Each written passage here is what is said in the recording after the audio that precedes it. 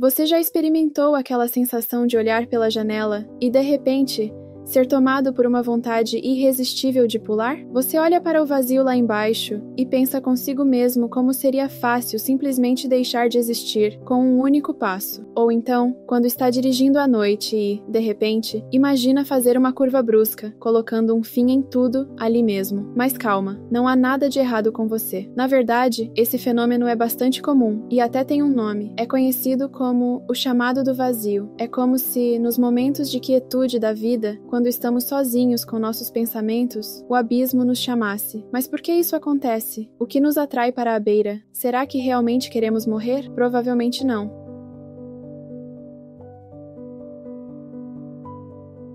Ao longo dos séculos, filósofos têm debatido a tensão entre a vida e a morte. Albert Camus, por exemplo, acreditava que essa é a questão mais importante que enfrentamos todos os dias. Devo me matar?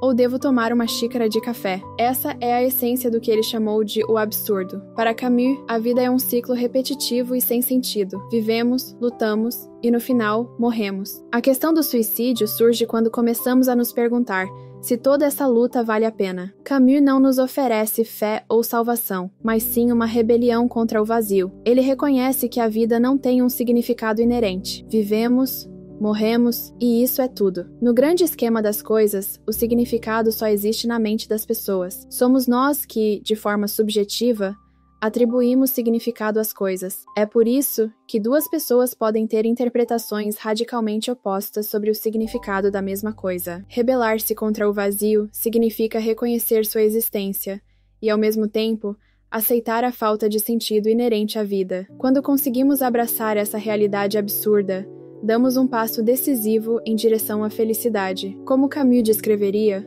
quando o vazio nos chama e o pensamento do fim passa por nossas mentes, não é que realmente queiramos morrer, mas sim que estamos confrontando o próprio absurdo. Estamos fazendo a pergunta mais humana de todas. Qual é o sentido de tudo isso? Enquanto Camus nos oferece uma maneira de nos rebelarmos contra o vazio e vivermos felizes, mesmo em um universo sem sentido, ele não nos dá uma explicação definitiva sobre por que isso acontece. Em primeiro lugar, o embate entre nós e o universo indiferente ganhou destaque com Kierkegaard, considerado o pai do existencialismo e da liberdade. Sua visão única sobre a liberdade nos ajuda a entender que o chamado do vazio não representa um desejo de morte, mas sim um reconhecimento do nosso poder de escolha. Mesmo que essas escolhas possam, em casos extremos, levar à nossa própria destruição, Kierkegaard via o vazio como uma crise espiritual, um momento de desespero em que confrontamos a angústia da nossa liberdade. Será que somos verdadeiramente livres ou estamos vivendo uma vida predeterminada por tudo o que aconteceu antes de nosso nascimento? Essa é a questão que surge quando nos sentimos compelidos a provar que temos controle sobre nosso destino, mesmo que isso signifique acabar com nossas vidas.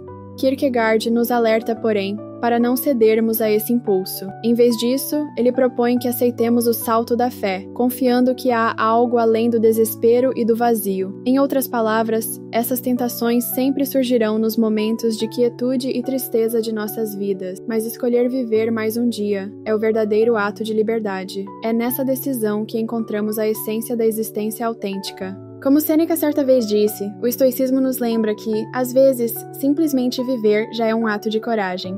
Falando sobre Sêneca, há momentos na vida em que a dor se torna tão intensa e avassaladora que até pensar em continuar parece insuportável. Sêneca, um filósofo estoico que escreveu extensivamente sobre a força da resistência, enfrentou um desses momentos. Enfrentando uma doença debilitante, ele chegou a considerar o fim da própria vida como uma fuga para o sofrimento constante. No entanto, em meio a esses pensamentos sombrios, ele fez uma pausa e voltou sua mente para o pai, um homem idoso a quem amava profundamente.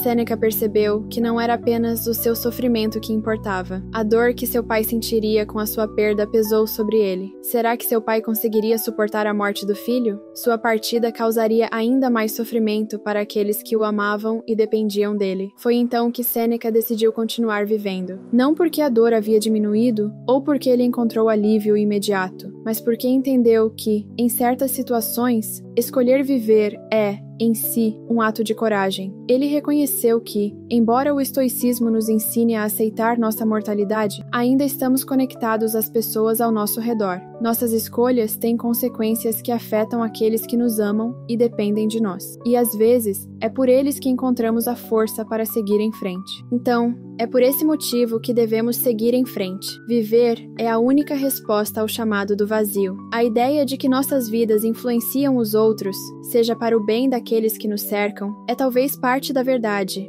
mas vai muito além disso. A própria vida, com todo o seu caos, sofrimento e absurdo, continua sendo um enigma a ser desvendado. O chamado do vazio não é simplesmente uma tentativa para desistir de tudo. É um convite para questionar as maiores e mais complexas questões sobre a existência. Camus nos ensina que podemos resistir ao absurdo, que essa rebelião e esse desafio são o que nos impulsionam a continuar. Somos nós que damos significado à vida, que decidimos que ela vale a pena não porque o universo tem um plano para nós, mas porque escolhemos lutar contra esse destino. Kierkegaard nos lembra que o confronto com o vazio, o momento da dúvida, é também o momento da verdade. A liberdade de que o vazio não pode nos tirar está nas escolhas que fazemos, demonstrando o quanto somos livres para decidir. Quando você se encontrar à beira do abismo ou sozinho em seu carro à noite, ouvindo as sugestões do vazio, lembre-se, você tem a liberdade de fazer qualquer coisa, inclusive de pôr fim a tudo. Porém, é exatamente nesse instante de desespero que reside a maior oportunidade de acreditar que há algo além do vazio. Além disso, Sêneca nos mostra que viver, mesmo diante de uma dor inimaginável, pode ser o ato mais corajoso de todos.